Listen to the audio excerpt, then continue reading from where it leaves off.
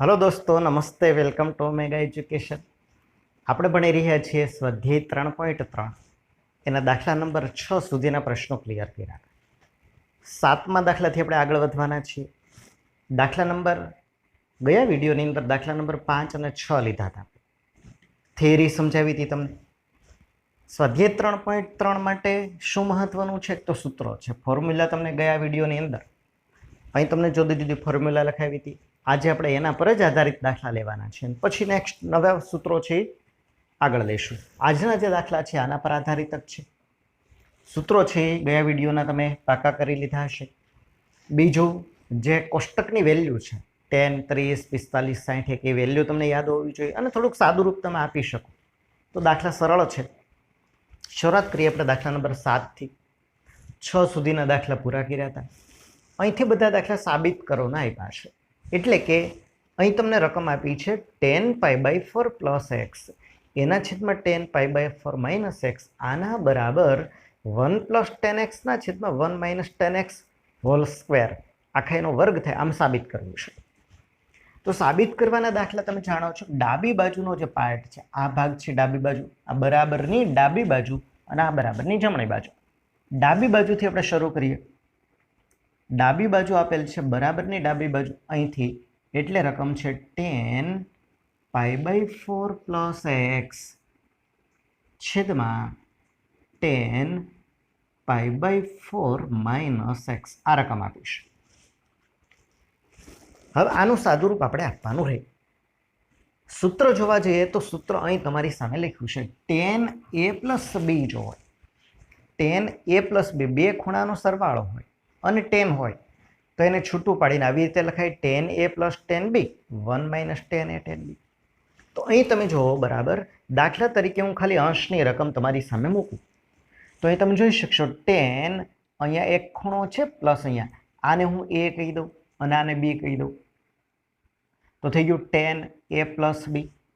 તો 10a + b નું સાદુરૂપ આ સૂત્ર મુજબ સામે જો આપણે લખીએ, આ a થઈ જશે, આ b થઈ જશે. તો સૂત્ર મુજબ શું લખાશે? આ પહેલો ખૂણો છે 10a, તો 10a + 10b અંશમાં આવશે 10a, 10a એટલે π/4 પ્લસ 10x,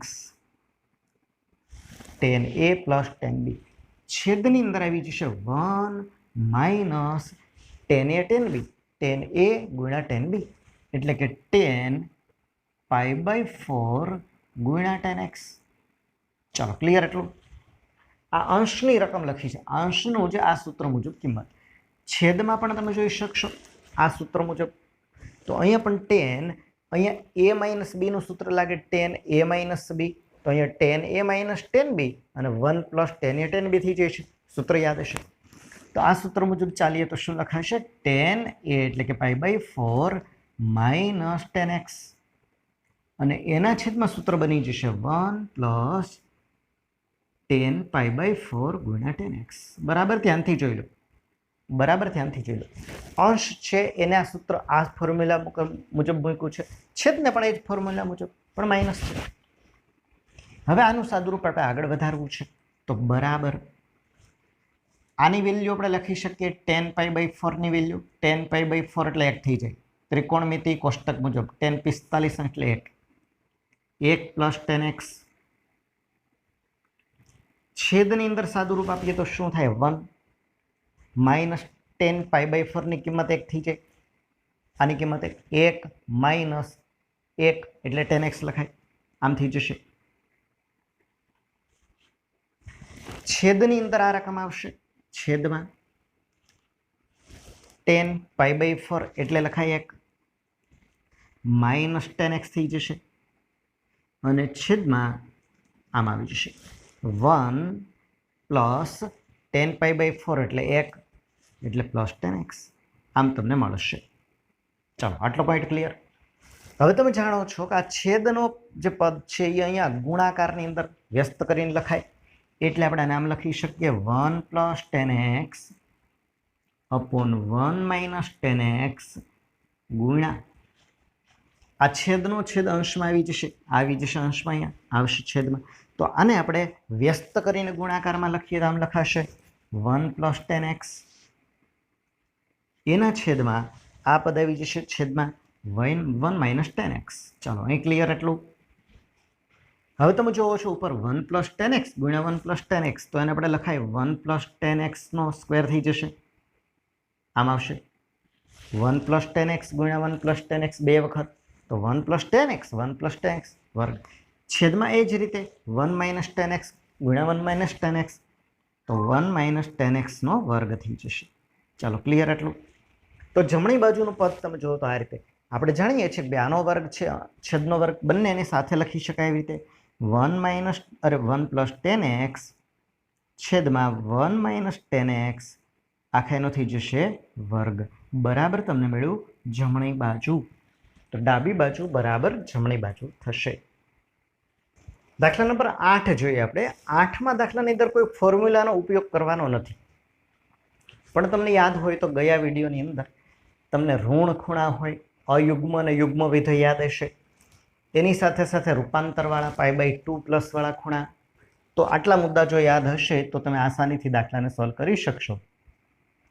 ડાબી બાજુની અંદર આપેલ છે, ડાબી બાજુ છે cos π + x ગુણ્યા cos - x. એના છેદની અંદર આપ્યું છે sin π - x ગુણ્યા cos π/2 + x. આ ડાબી બાજુનો પાર્ટ છે. આનો આપણે સાદું રૂપ આપતા જઈએ. જમણી બાજુનો જવાબ cos² x લાવવાનો છે. ચલો પહેલા તમે જાતે પ્રયત્ન કરી શકો છો કે આમાં શું શું ફેરફાર થઈ શકે. નંબર 1, અહીં cos - x ઋણ ખૂણો છે, તો ઋણની નિશાની માટે તમને યાદ હોય cos છે યુગ્મ વિધેય છે, અને યુગ્મ વિધેય હોય તો cos - x ની વેલ્યુ cos x જેટલી થઈ જાય. એટલે આ સ્થાન ઉપર cos x આવી જશે, અહીંયા cos x થઈ જશે. એક તો આ પોઈન્ટ ક્લિયર. હવે આજે ત્રણ મુદ્દા અહીં દેખાય છે, cos π + x, cos π - x અને cos π/2 + x. આ તમને જો યાદ હોય તો ગયા વિડીયોની અંદર તમને બતાવ્યું હતું મેં કે જ્યારે તમે x અક્ષનો ખૂણો એટલે કે આ પાઈ છે અને આ 2π છે, 2π + x અથવા 2π - x હોય, અથવા તો π - x અથવા π + x કોઈ પણ ખૂણો લખેલો હોય, તો આને સીધું છે. દાખલા તરીકે cos π + x છે એટલે cos x થઈ જશે. cos π + x ની વેલ્યુ કેટલી થઈ જાય? cos x જેટલી. આ જ રીતે છેદમાં sin π - x ની કિંમત, આ જ π એ x અક્ષ ઉપર છે, x અક્ષના ખૂણાની સાથે કોઈ ફેરફાર કરો, π - x, π + x અથવા 2π + x, તો ત્રિકોણમિતિ ગુણોત્તરમાં કોઈ ફરક નહીં પડે, તો sin x જેટલું જ મૂલ્યની થશે. અહીં આગળ વધી જઈએ. cos - x એટલે થઈ જશે cos x. છેદની અંદર આવી જશે sin π - x, sin π - x એટલે અહીંયા આવશે π - x, તો sin π - x એટલે sin x લખાઈ જાય. અને cos π/2 + x, π/2 અહીંયા આવે, π/2 એટલે 90 અંશનો ખૂણો. તમને બધાને યાદ હશે cos 90 + θ એટલે sin θ થઈ જાય, તો cos π/2 + x એની જગ્યાએ થઈ જશે sin x. આમ આવી જશે વેલ્યુ. બરાબર ધ્યાનથી જો, cos π/2 + x હોય તો cos π/2 + θ ની કિંમત થઈ જાય sin θ જેટલી. ત્રિકોણમિતિ ગુણોત્તર બદલાય. આ y અક્ષની સાથે એટલે y અક્ષ એટલે π/2 નો ખૂણો અને 3π/2. આમાં તમે કોઈ વસ્તુ પ્લસ કે માઇનસ કરેલી હોય તો તમે એને અહીંયા ત્રિકોણમિતિ ગુણોત્તર બદલાઈ જશે, એટલે cos π/2 + x ની વેલ્યુ થઈ જાય sin x જેટલી. ચાલો ક્લિયર એટલું. હવે જોઈએ તો cos x ગુણ્યા cos x એટલે cos² x થઈ જાય, છેદમાં sin x ગુણ્યા sin x એટલે થઈ જશે sin² x. sin² x. જમણી બાજુનો જવાબ, એક મિનિટ, cos² ને બદલે cot છે. એક મિનિટ, અહીં જમણી બાજુનો જે આન્સર છે cot² x લાવવાનો. તો cos² x ના છેદમાં sin² x, cos ભાગ્યા sin એટલે ખ્યાલ હશે, cos ભાગ્યા sin એટલે cot, તો બરાબર cot² x મળે છે બરાબર જમણી બાજુ. તો આની અંદર કોઈ ફોર્મ્યુલાનો ઉપયોગ નથી કર્યો. આની અંદર આપણે આ ઉપયોગ કર્યો છે કે ભાઈ cos π + x ની વેલ્યુ cos x જેટલી હોય, sin π - x ની વેલ્યુ sin x જેટલી હોય, cos π/2 + x ની વેલ્યુ છે, જો અહીં ખૂણો x અક્ષ અરે y અક્ષ સાથેનો હોય π/2 90 અંશનો, તો આ ખૂણાની વેલ્યુ છે એ ગુણોત્તર બદલાઈ જાય, cos π/2 + x નું મૂલ્ય sin x જેટલું થઈ જશે. તો આટલા રૂપાંતર આપણે કરીએ તો સરળતાથી ગણી શકાય છે. હવે જોઈએ આપણે દાખલા નંબર 9. દાખલા નંબર 9 ની અંદર પણ કોઈ આ ફોર્મ્યુલાનો ઉપયોગ નથી કરવાનો. આગળ આપણે હમણાં જે ખૂણાના ફેરફારનો ઉપયોગ, ત્રિકોણમિતિ વિધેયના ફેરફારનો ઉપયોગ કર્યો થશે. રકમ આપી છે cos 3π/2 પ્લસ એક્સ ગુણ્યા cos 2π પ્લસ એક્સ ઇન્ટુ પછી મોટો કૌંસમાં આપ્યું છે cot 3π/2 minus x plus cot 2π plus x બરાબર જમણી બાજુની અંદર છે 1 બરાબર 1 સાબિત કરવાનું છે. તો આ થશે ડાબી બાજુનો ભાગ. ડાબી બાજુ બરાબર આ ડાબી બાજુની વેલ્યુ થઈ જશે. આની અંદર આપણે શું ફેરફાર કરીએ, હું સીધા અહીં ફેરફાર લખું છું. અહીં તમે ડાબી બાજુની રકમ લખશો. આની અંદર શું ફેરફાર થઈ શકશે જોવાનું, cos 3π/2 પ્લસ એક્સ. તો અહીંયા હમણાં બતાવ્યું તો એમ જ અહીં તમે જોઈ શકશો 3π/2 અહીંયા આવે, 3π/2 અહીંયા આવશે બરાબર. અહીંયા આવશે 0 π/2 પાઈ 3π/2 2π.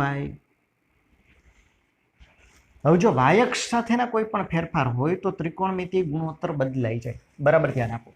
cos 3π/2 પ્લસ એક્સ હોય તો એની વેલ્યુ cos x જેટલી નહીં પણ sin x જેટલી થઈ જાય.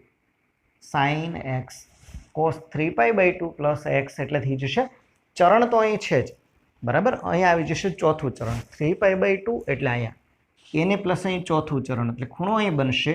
પણ આ જે ખૂણાની વેલ્યુ છે એ ગુણોત્તર ત્રિકોણમિતિ વિધેય બદલાઈ જાય. cos 3π/2 પ્લસ એક્સની વેલ્યુ sin x જેટલી થઈ જાય. અહીંયા આવી જાય cos 2π plus x, 2π plus x એટલે ખૂણો અહીંયા આવે પ્રથમ ચરણમાં. પણ અહીંયા આપણે જોયું કે ભાઈ cos 2π પ્લસ એક્સ, 2π એટલે 0 થઈ જાય, cos x જ થઈ જશે. અહીંયા આવી જઈએ તો અહીં cot 3π/2 માઇનસ એક્સ છે, 3π/2 માઇનસ એક્સ એટલે ખૂણો અહીંયા આવશે ત્રીજા ચરણની અંદર.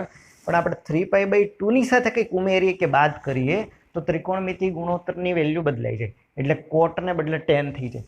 તો cot 3π/2 માઇનસ એક્સની વેલ્યુ થઈ જાય tan x જેટલી, cot 3π/2 માઇનસ એક્સની વેલ્યુ tan x જેટલી પ્લસ cot 2π પ્લસ એક્સ.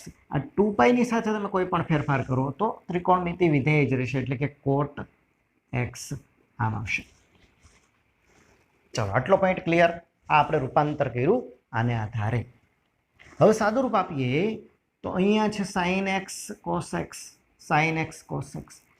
હવે 10મા ધોરણની અંદર આવા ઘણા દાખલા ગણ્યા. tan અને cot ને sin cos માં રૂપાંતર કરીએ તો tan ના સ્થાન પર લખાય sin x upon cos x plus cot ની વેલ્યુ છે cos x upon sin x, cos x upon sin x. ચાલો આટલું ક્લિયર. tan ની જગ્યાએ લખાય sin upon cos, cot ની જગ્યાએ લખાય cos upon sin. હવે આનું આપણે સાદું રૂપ આપીએ તો અપૂર્ણાંકનો સરવાળો લસાલીન કરીએ તો આ ભાગ એમનેમ રહેશે, sin x ગુણ્યા cos x એમનેમ. કાઉન્સનું એ સાદું રૂપ આપીએ તો લસા થઈ જશે sin ગુણ્યા cos એટલે કે cos x ગુણ્યા sin x. લસા આવી જશે અપૂર્ણાંકનો સરવાળો cos x, sin અહીં ગુણાશે એટલે sin સ્ક્વેર x, cos અહીં ગુણાશે cos સ્ક્વેર x. તો અહીં આવી જશે sin square x plus cos square x. ચલો એટલું ક્લિયર. બરાબર અહીં તમે જોઈ શકશો કે sin x cos x છેદમાં sin x cos x ઉડી જાય, ગુણાકારનો સંબંધ છે, અંશ છેદ ઉડી શકે. sin x cos x છેદમાં sin x cos x ગુણાકારમાં ક્રમનું કોઈ મહત્વ ના હોય, ઉડી જશે. ઉપર વધ્યું હવે sin square plus cos square. હવે નિત્ય સમજો તમને યાદ હોય તો sin square plus cos square બરાબર થઈ જાય sin square x plus cos square x ની વેલ્યુ છે 1. આ પદ તો ઉડી જશે. તો બરાબર આવી ગયો જમણી બાજુનો જવાબ બરાબર 1 આપણે લાવવાના છે. તો આ રીતે થશે દાખલા નંબર 9. 10મો દાખલો તમારી સામે છે. રકમ આપી છે sin n + 1x into sin n + 2x plus cos n + 1x cos n + 2x બરાબર cos x સાબિત કરો. ડાબી બાજુની રકમનું ધ્યાનથી અવલોકન કરો. ચાલો ડાબી બાજુથી આપણે શરૂઆત કરીશું અને ડાબી બાજુની અંદર શું ફેરફાર કરી શકાય એમ છે એ જો બરાબર. જમણી બાજુનો જવાબ આપણે લાવી દેવાનો છે cos x. આ જે વેલ્યુ છે ડાબી બાજુની અંદર આનું જરાક અવલોકન કરો. હવે બરાબર ધ્યાનથી જુઓ તો sin પછી એને ગુણ્યા sin પ્લસ કરીને cos ગુણ્યા cos. હવે અહીં તમે જોશો n+1x છે, અહીંયા પણ n+1x છે. હું જે આ આખી રકમ છે આ રકમને જો હું a કહી દઉં તો n+1x અહીંયા થઈ ગયું, આપણે અહીંયાથી આ n+2x છે એને હું જો b કહી દઉં તો n+2x અહીં પણ b થઈ જાય. જોવો તો બરાબર. તો આને આમ લખે sin a sin b plus cos a, આને આપણે શું કહી દીધું છે a, તો cos a ગુણ્યા cos b, sin a sin b plus cos a cos b. હવે તમે જોઈ શકો કે સામે તમારી સામે સૂત્ર જ છે આ પ્રથમ સૂત્ર, cos a cos b minus sin a sin b.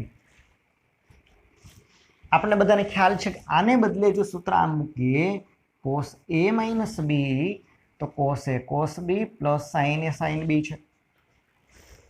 સૂત્ર જો તમે ફોર્મ્યુલા યાદ હોય તો cos a માઇનસ b બરાબર cos a cos b plus sin a sin b. અહીં સરવાળો છે, ક્રમનું કોઈ મહત્વ નથી. sin a sin b plus cos a cos b પણ લખી શકો. આને તમે પ્રથમાને લખો sin a sin b plus cos a, તો અહીં તમને જોવા મળશે ભાઈ sin a sin b plus cos a cos b છે. ધ્યાનથી જો બરાબર. તો આમ જો આપેલું હોય sin a sin b plus cos a cos b તો બરાબર cos a માઇનસ b લખાય. તો અહીંયા આ ફોર્મ્યુલા લાગુ પાડીએ તો લખાય અને cos a માઇનસ b. હવે a માઇનસ b શું છે? a એટલે n+1x, આને a કહેશું, અને n+2x એ બે થઈ જશે. ફરીથી એકવાર જોઈ લો, sin a sin b plus cos a cos b. અહીં દેખાય છે sin a sin b plus cos a cos b. જો આમ આપેલ હોય તો તમે એને ફોર્મ્યુલા મુજબ cos a માઇનસ b લખી શકો. અહીંયા a અને b ની વેલ્યુ જો આપણે મૂકીએ તો cos a ની વેલ્યુ a એટલે આવી જશે. તો મોટા કૌંસની અંદર આપણે મૂકીએ કૌંસમાં n+1 ગુણ્યા x આ થશે, માઇનસ b ની વેલ્યુ છે n+2 ઇન્ટુ x આમ થઈ જશે. ચાલો ક્લિયર જો બરાબર. પહેલું સૂત્ર જ લાગુ પાડ્યું છે. આ જમણી બાજુનો પાર્ટ તમારી પાસે આ છે રકમમાં.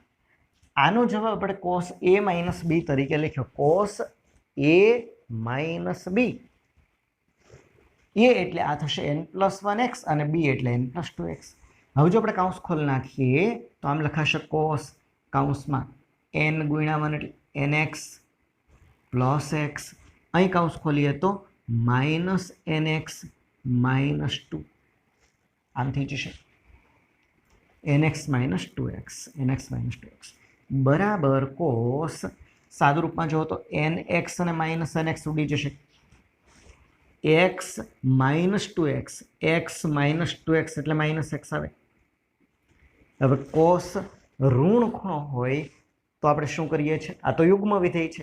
યુગ્મ વિધેયની વેલ્યુ છે તો cos માઇનસ એક્સની વેલ્યુ cos x જેટલી જ આવશે. cos માઇનસ એક્સની વેલ્યુ cos x જેટલી આવે બરાબર જમણી બાજુમાં આપણે લાવો જવાબ cos x જેટલી. 11મો દાખલો તમારી સામે છે cos 3π/4x plus x minus cos 3π/4 minus x બરાબર જમણી બાજુ છે -વર્ગમૂળ 2 sin x. ડાબી બાજુથી આપણે શરૂઆત કરવાની છે. ડાબી બાજુ બરાબર આ રકમ લખીશું પહેલા તો. હવે તમારે અવલોકન કરવાનું છે કે ભાઈ આમાં શું રૂપાંતર કરી શકાય એવું છે. સૂત્ર તમને તરત ખ્યાલ આવ્યું ભાઈ cos, અહીં તમે જોઈ શકો બે ખૂણાનો સરવાળો છે તો cosનું આ સૂત્ર લાગુ પડે. અહીં પ્લસ હોય તો પ્લસનું સૂત્ર લાગુ પડશે, પ્લસ હોય તો સૂત્ર આવી રીતે લાગુ પડે cos a પ્લસ b બરાબર cos a cos b minus sin a sin b. અહીં તમે જોઈ શકશો આટલો પાર્ટ જો બરાબર, આને જો હું a કહી દઉં, આને a કહી દઉં અને આને b કહી દઉં તો થઈ ગયું cos a પ્લસ b. આટલો part cos a plus b.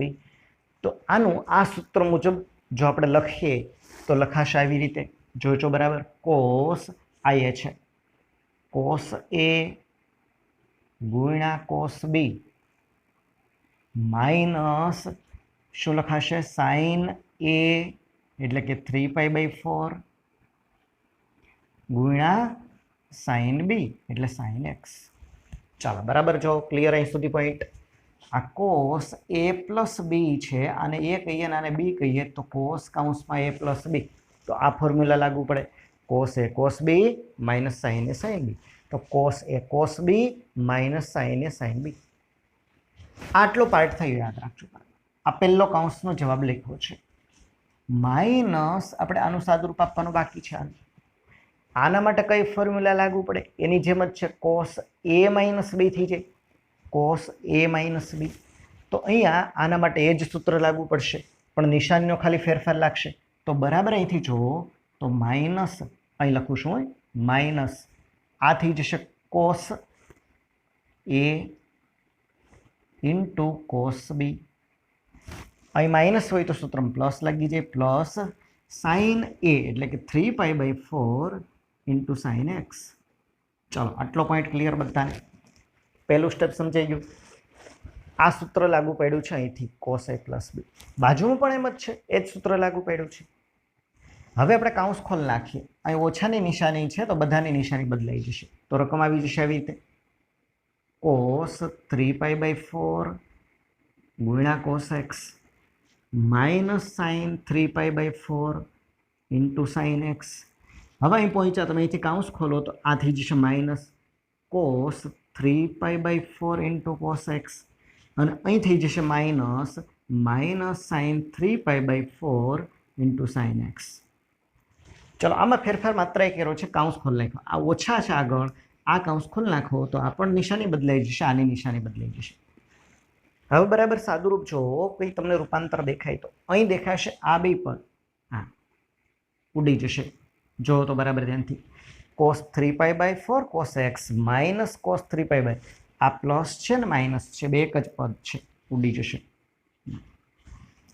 આ બેની વાત કરીએ તો એ બંને પણ એક સરખા છે, sine 3π/4 into sine x, sine 3π/4 into sine x.